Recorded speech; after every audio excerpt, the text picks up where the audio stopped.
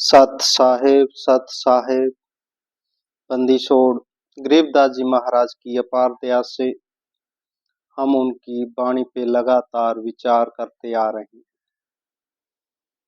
तो विचार जो हमारा उनकी वाणी पे चलता चलता कलयुग के व्याख्यान तक आ गया कि कलयुग का व्याख्यान पे आज हम विचार करते हैं कि महाराज ने आने वाले कलयुग में क्या क्या होगा, ये कैसा भयंकर कलयुग आएगा, उसके विषय में जो भविष्यवाणियां बंदी छोड़ गरीबदास जी महाराज ने की है उसके विषय में हम थोड़ा सा विचार करते हैं। भयंकर कलयुग का वर्णन महाराज गरीबदास जी ने वाणी में किया है, तो उनके कुछ अंश लेते हैं। गरीब कलयुग के व्याख्यान कहूं, विद सब ही जानम, धरती बूंद ना पड़े, सोस गगन्यो असमानम। महाराज ने पहला हाल लिखा, कहते हैं कलयुग में ऐसा समय आएगा जब धरती पे कोई बूंद नहीं पड़ेगी, भाव बरसातें बंद हो जाएगी, बरसात वर्षा जो है बंद हो जाएगी और लोग बरसात को तरसेंगे और गगन में कोई बादल देखने को भी नहीं मिलेगा। फिर महाराज आगे लिखते हैं हाल, गरीब वृक्षा फल नहीं दे, नदी सुकंती सासा, मन का मन नहीं होए सुनो सतगुरु की भाषा। कहते हैं जो हमने देखा आने वाला समय, तो उसका हाल बताता हूं आपको। कहते हैं कि जो फल है ना, पेड़ों पे लगेंगे नहीं, पेड़ों के फल नहीं लगेंगे, किसी पेड़ के फल नहीं लगेंगे, सारे बस पत्ते भी नहीं लगेंगे। जब बरसात ही नहीं होगी तो फल फ्रूट कहाँ लगने वाले हैं। कहते हैं नदी जो है, नदियों में पानी खत्म हो जाएगा, पानी के लिए तरसेंगे ये इंसान, ऐसा कलयुग आएगा। और वो तो अभी से हमें पता लग ही रहा है कि साल में 3-4 महीने ऐसे होते हैं, अभी भी हमारे जब लगभग आधे संसार में ऐसे समझ लो कि पानी मिलता ही नहीं, पानी की पीने के पानी की बहुत समस्या अभी से आने लग गई है और ये आगे और बढ़ जाएगी। जो नदियां जो है ये भी खत्म हो जाएगी। महाराज ने आगे का हाल लिखा, गरीब गगन घटा गर्जंत बूंद पर है जो ओसा, अनादि पुरुष ने भेंट देत खड़काजी चोसा, गरीब कीकर आक पुल फल लगेंगे भारी, डाकों पापड़ खात सकल पुरुषा और नारी। महाराज ने कहा कि बादल घटा आएगी ना, तो ऐसी आएगी भी कहेंगे भी मी आएगा, वर्षा आएगी, पर वर्षा की बूंद नहीं पड़ेगी। कैसे पड़ेगी, जैसे ओस पड़ती है, धुंध आती है, तो उससे कितना पानी संग्रहित हो सकता है, हो भी नहीं सकता, कुछ नहीं हो सकता उसका। महाराज कहते हैं ऐसे ही होगा इस कलयुग में, आने वाले समय में ऐसे होगा जब बरसातें बंद हो जाएंगी और पेड़ों के फल लगने बंद हो जाएंगे। और किसके फल लगेंगे, आक के, आक के फल लगेंगे। तो आक फिर खा लेंगे हम क्या, खा ही नहीं सकता इंसान, आग के फल कैसे खा लेगा, होती वो रूह जैसी है, गुद्दा होता है। महाराज कहते ऐसे होंगे, देख लो भाई, खाने को मतलब कुछ मिलने वाला है नहीं। महाराज कहते हैं खूब सुख बढ़ जाए पिपल लागत नहीं पाना, सब हेड़ी नर होत है जो सोना। कि ये इंसान जो है ना, ये कच्चा मांस खाएगा, जैसे कुत्ते खाते हैं, अड्डे रोड़ी में जाके मरे पशुओं खाते हैं।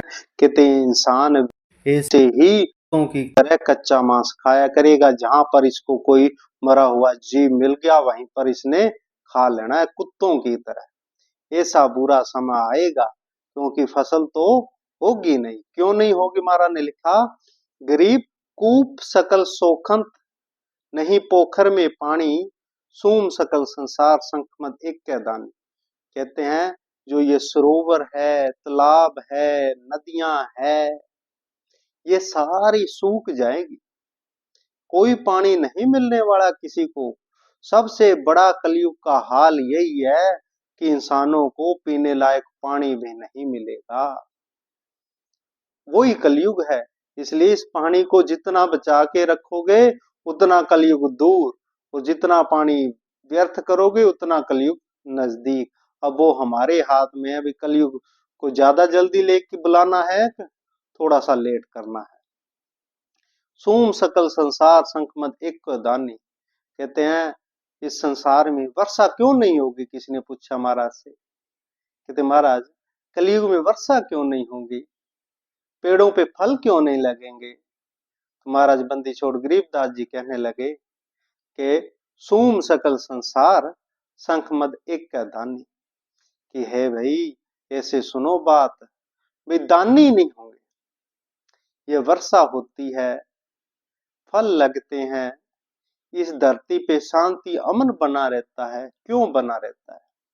क्योंकि दानियों के कारण, संतों के कारण। हम दान करते हैं, पुण्य कर्म करते हैं, जिससे सारा सृष्टि चलती है। महाराज कहा सूम, सूम कहते हैं कंजूस को। कोई सारे कंजूस हो जाएंगे, कोई दान करेगा नहीं, और करोड़ों में अरबों में कोई एक दानी होगा, उसके एक पैसे से क्या होगा? फिर महाराज ने कहा गरीब कीर्त जग व्यवहार रहत नहीं एक के अंसा, सब सभी खाए पंडित ज्ञानी और विशेषा। गरीब नहीं तीर्थ नहीं ताल, सकल पर भी छिप जावे, पंडित व्यागर होए कच्चा ही गोश्त खावे। ये जो जाति पाति है ये मिट जाएगी, कुछ नहीं है। एक ही जाति होगी, वो होगी आदमखोर, कच्चे मांस खाने वाले, जिसको जहां मिले जिसको जो मिले खा लो बस, और कुछ नहीं होने वाला। ऐसा भयंकर कलयुग आने वाला है। फिर महाराज ने कहा जाति पाति तो हम आज भी देख रहे हैं कि बहुत ज्यादा हद तक खत्म हो चुकी है, और ये आगे और खत्म होगी। और फिर जो अहदम महाराज ने कहा कच्चा गोश्त खाने वाली, कच्चा मांस खाने वाली वो जाति वो बनेगी, वो देख लो अब कैसे बनेगी। फिर महाराज कहते हैं कि ब्राह्मण के घर भाठी दारू बकरे तलिए, हिंदू तुर्क ना भिन्न वाले प्याले रलिए। कहने का भाव ये है कि जो सूक्ष्मता है वो खत्म हो जाएगी। कोई भी अपने जो समाज के नियम है उन नियमों को तोड़ देंगे, और जब नियम कोई तोड़ता है इंसान तभी विनाश आता है, तभी कलयुग आता है। अगर हम अपने सनातन धर्म के नियमों को अगर निभाते रहें, लगातार निभाते रहें, तो हमारे पे कभी कोई अनहोनी हो नहीं सकती। महाराज ने कहा कि लोगों के घर घर दारू बकरे तलेंगे, हिंदू तुर्क का कोई भेद नहीं रहेगा। फिर महाराज कहते हैं कि पंच भरतारी नार, पतिव्रता नहीं कोई, मुए पुरुष नहीं सोग, डिगे घर आनंद होई। कहते हैं कि जो पतिव्रता नारियां हैं वो खत्म हो जाएगी, पतिव्रता कोई रहेगी नहीं। महाराज ने लिखा पंच भरतारी नार, भाई पांच पांच पति करेंगे एक दिन में, ऐसा समय आएगा। फिर कहते हैं मुए पुरुष नहीं सोग, अगर कोई मर गया जिससे कुदरती उसने शादी की वो मर गया तो उसके घर आनंद होगा, वो मिठाई बांटेगी भी, चलो ये मर गया कोई दो नया पति बनाऊंगी। कोई शोक नहीं करने वाला, ऐसा कलयुग आने वाला है। हमारे अभी तो हिंदुस्तान में हम जब कोई हमारा प्रियजन मर जाता है, संसार से चला जाता है, तो हम शोक करते हैं, उसके पीछे बैठते हैं, हमारे रिश्तेदार भी आते हैं। जब हम वेस्टर्न कंट्रियों में अब देखें तो वहां पे ये खत्म हो चुका है, लगभग खत्म हो चुका है। वहां पे जब कोई मर जाता है तो उसको रख देते हैं, और ज्यादातर वो देखते हैं भाई संडे को इसका संस्कार करेंगे। वो ये एक या दो जने जाते हैं और भट्टी में उसको लगा के चल वापस, किसी से कोई मतलब नहीं कि कौन मरा, क्यों मरा, कैसे, कोई ना आए ना कोई जाए। ये अभी तक हमारे यहाँ पे हिंदुस्तान में इस द्वीप में हैगा, बाकी बार तो ये भी खत्म हो गया। तो जितना खत्म हो रहा है उतना जल्दी कलयुग आ ही रहा है। फिर महाराज कहते हैं, ग्रीब ठगुआ सब संसार, छतीसों कोम बितालम, पैसा नहीं पावंत, होंगे या विदहालम। ये सारे ठग ही होंगे, कोई काम धंधा तो होगा नहीं, फिर ठग ही है, और फिर एक दूसरे को मारेंगे खाएंगे। फिर महाराज ने कहा, गरीब सुन घोरारम भेव, कहूं मैं भिन भिन तो से, नहीं गोत नहीं नात बहन कहेंगे जोई से। भाई कोई रिश्ते नाते नहीं रहेंगे, रिश्ते नातों में इतनी गिरावट आ जाएगी कि ना तो कोई बहन का रिश्ता होगा, ना माता का रिश्ता होगा, ना भाई का, ना पिता का, सब काम वासना में लिप्त हो जाएंगे। ऐसा भयंकर कलयुग आ जाएगा। भाई कहने का भाव है, भाई काम वासना ही मुख्य है, फिर स्त्री और पुरुष का ही नाता है, रहेगा उसमें बहन और भाई का नहीं। बहन भाई भी शादी करेंगे, ऐसा भयंकर कलयुग आएगा। फिर महाराज कहते हैं, गरीब गाम दीवा नहीं होए, सुनो घोरारम बाता, कोल बचन डूबन नहीं असनाई नाता। भाई गांव में कोई दीवा भी नहीं जलने वाला। जैसे ऐसे समझ लो जैसे पशु जंगल में, जंगली जीव पशु रहते हैं जंगल में, क्या वहां पे कोई मकान होता है, कोई लाइट की व्यवस्था है, कोई रोशनी की व्यवस्था है? नहीं होती ना। ऐसे इंसान भी एक जंगली जीव बन जाएगा, क्यों? कुछ भी नहीं होगा। फिर महाराज कहते हैं, गरीब कलयुग का मद कहूं, मदन का सिक्का धर ही, जिन लाली जगबांध बहुविध छलबल कर ही। महाराज ने कलयुग का मद लिखा।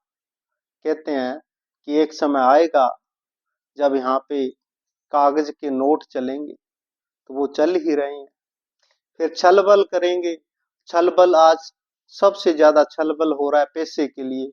पैसे के लिए क्या क्या नहीं हो रहा, वो सारा महाराज ने लिख दिया। फिर महाराज कहते हैं, गरीब भेड़ गऊ की ठोर गलों में बांधे हांडी, नहीं तन पर नूर मुखों पर मूछ न दाढ़ी। कि भेड़ गऊ की तो क्या है, ये बुरा हाल हो जाएगा। नहीं तन पर नूर मुखों पर मूछ न दाढ़ी। भाई जो है लोग जो है, लड़के जो है, उनके ना मूछे होंगी ना दाढ़ी होंगी, कहने का भाव क्लीन शेव रहेंगे। तो वो आजकल लगभग आ गया समय। आजकल लगभग ऐसे समझ लो कोई 60-70% लोग क्लीन शेव वाले हो गए। फिर महाराज कहते हैं, गरीब घर घर पिंजरों काग, सुर चौकों में आवे, गद्दों के पर फूल कामनी मंगल गावे। महाराज ने कहा कि आगे भी इसके विषय में लिखा कि ऋषों के अस्वार चढ़ेंगे वाहन भारी, घर घर कुत्ते सूर, मद कलयुग की ख्यारी। कि आज हम ये तो देख ही रहे हैं कि कुत्ते पालने का बहुत ज्यादा चलन हो गया है। बहुत ज्यादा लोग कुत्ते पाल रहे हैं, घर घर कुत्ते हो गए। तो महाराज ने कहा कि कलयुग के मध्य में ऐसा ऐसा होगा, घर घर कुत्ते सूर। और अब लोगों ने सूर पालन भी बहुत ज्यादा मात्रा में कर दिया। ये लगभग मेरे देखने में भी पिछले 10-15 सालों में मैंने इतने सूर पालन के जो है फार्म देख लिए, जहां देखो वहीं पे बोर्ड लगा सूर पालन। तो ये कलयुग का मद आ गया है। महाराज ने कहा घर घर पिंजर काग। अभी तो कहते हैं भाई अभी क्या है, अभी तो लोग पिंजरों में पंछी की जगह काग भी पालेंगे। ऐसा भी आएगा। जब ये आ गया तो वो भी आएगा। और गद्दों की फिर और इंचों की बात होगी, क्योंकि ये आपका पेट्रोल तो खत्म हो ही जाएगा। फिर महाराज कहते हैं, गरीब लोहे के सिंडास, नाक पकड़ेंगे कूरा, मुख में माटी डार देता है इस विध घूरा। गरीब यह राजों की रीत कहूं मैं तो से हंसा, लो बर्तन धन नहीं देखन को कंसा। महाराज कहते हैं कि ऐसा आएगा सब कुछ लोहे का ही हो जाएगा। आज जो हम देखते हैं सब कुछ लोहे का ही है। लोहा बर्तन धन नहीं देखन को कंसा। जो हमारे बुजुर्ग थे वो कांसी के बर्तन में खाना खाते थे। हमने सबने देखे हमारे बुजुर्ग कांसी के बर्तन में खाना खाते हुए। पर आज हम इस स्टील पे आ गए, लोहे पे आ गए। महाराज कहते हैं यही अब धन हो गया सबका, और कुछ नहीं है। किसी के रसोई में चले जाओ तो टोटली यही भरा भरा पड़ा है, कहीं पर भी कांसी का बर्तन नहीं मिलेगा आपको। तो महाराज कहते हैं ऐसे ही होगा भाई, ये होगा। इसके बाद में क्या होगा वो भी लिख दिया महाराज ने। ग्रीब 3 हाथ अंश खींच लेत कलयुग धरती का उगे कोई ना बीज हाल के धो पृथ्वी का। महाराज ने आगे का लिख दिया कि इन्होंने जो एटम बम बनाए हैं, जो परमाणु बम बनाए हैं, दुनिया में इतने इतने आज के समय में इतने बन गए हैं कि एक इंसान को 100 बार मारा जा सकता है, इतने एटम बम बन चुके हैं। महाराज कहते हैं ये एटम बम चलेंगे, युद्ध होएगा, पूरे संसार में होएगा, और ऐसा भयंकर युद्ध होगा जब ये एटम बम चलेंगे, परमाणु बम चलेंगे। तो कहते हैं महाराज कहते हैं 3 हाथ अंश खींच लेत कलयुग धरती का।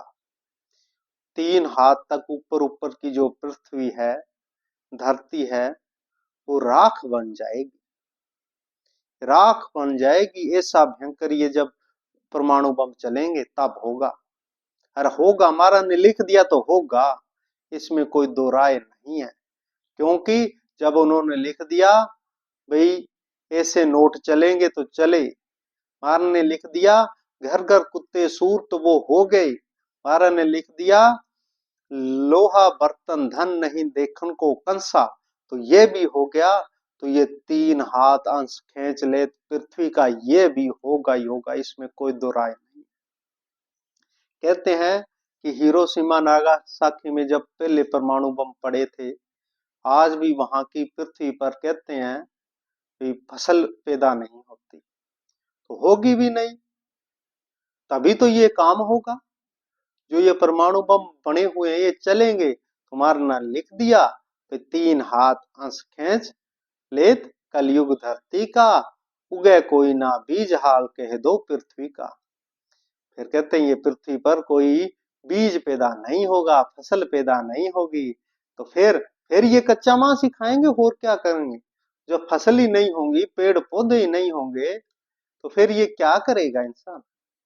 फिर ये पहली बात तो ज्यादातर मर ही जाएंगे, और जो थोड़े बहुत बच गए वो कच्चा मांस उनको जहां कोई मिल गया पड़ा मरा हुआ जी, उसको खा के टाइम पास करेंगे, और कुछ होने वाला है नहीं। भयंकर कलयुग आने वाला है, इसलिए उससे पहले ही अपना विचार कर लो, उस मालिक से प्यार कर लो।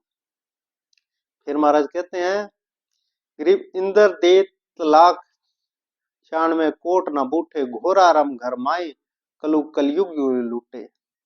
कि जब वो परमाणु चलेंगे इतना भयंकर वातावरण प्रदूषित हो जाएगा। कहते हैं बादल कहां से आएंगे, बादल नहीं आने वाले, फिर बरसात नहीं होने वाली। फिर अगर बरसात होती है तो भूमि की उपजाऊ शक्ति बनी रहती है, फिर भूमि की उपजाऊ शक्ति भी खत्म हो जाएगी, और इतना पोल्यूशन होने के कारण वो बरसात भी नहीं होगी। महाराज कहते हैं बुरा हाल हो जाएगा। फिर महाराज ने कहा गरीब सब दर मांगे भीख कोई दर भीख ना घाले कलयुग धर अवतार नगर दानी पे माले।